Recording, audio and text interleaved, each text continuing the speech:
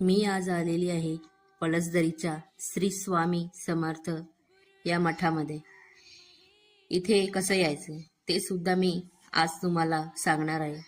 मुंबईवरून सुटणारी Karjat Khopoli local train पकडून तुम्ही कर्जत स्टेशनवर उतरू शकता।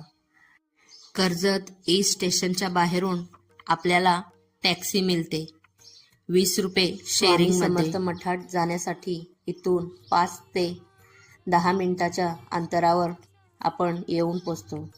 दुसरा ऑप्शन म्हणजे पळसदरी रेल्वे स्टेशनवरून 20 मिनिटे चालून सुद्धा तुम्ही या स्वामी समर्थ मठामध्ये या मठात स्वामींनी 22 दिवस वास्तव्य केलेलं आहे आणि या मठाचे काम सुद्धा 22 दिवसात पूर्ण करण्यात आलेलं आहे। तुम्हाला अक्कलकोटची नक्कीच आठवण येईल।